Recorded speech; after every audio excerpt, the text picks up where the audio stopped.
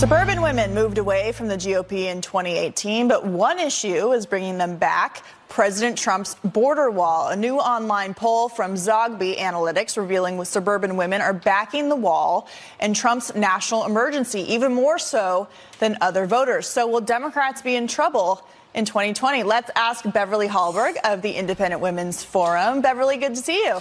Good to see you. So what does this mean? Women left the GOP a little bit in 2018, and now it seems like an issue on security is bringing them back. Yeah, this is a win not just for President Trump, this poll, but also for Republicans who can't afford a repeat performance with this voting bloc in 2020. So I take two big takeaways from this poll. One is that even though many women say that they often don't like the president's style or his tone, that they're willing to overlook that on issues that they think are extremely important to them and their families. And the second part is that even though Democrats and many journalists want to peddle a narrative that there isn't a crisis, or as the wall, as Nancy Pelosi would say, is an immorality, that's just not resonating even with suburban women. So the biggest number that I think came out of this polling is that 50% of suburban women approve of President Trump's emergency declaration. Now, what does that mean for Democrats going into 2020 when they talk about tearing down border walls that are already in place, not addressing the humanitarian crisis,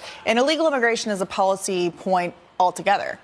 Well, I think what women want and many Americans want, they actually wanted some compromise with Republicans and with Democrats. Let's not forget that Democrats have been hypocritical about this issue. They were for border security before they're now against it. And so when women are looking at this and they're seeing that there is a drug crisis, that there is an issue with how many people are coming here illegally, and also, as you mentioned, the humanitarian side of this, I think as a woman who is a mother, looking at the women and children who are risking their lives to come here, I think women especially look at that and say it's a problem. So I think for Democrats, they need to be careful about how they message this issue, because the president currently seems to be winning on the crisis narrative. Are Democrats not addressing the issue of illegal immigration, or even Republicans? Is this a liability for them going into 2020? Because as you've seen, Nancy Pelosi wants to bring a resolution to the floor to condemn President Trump's national emergency declaration, but they still don't have anything in the works on some kind of greater, broader illegal immigration reform package.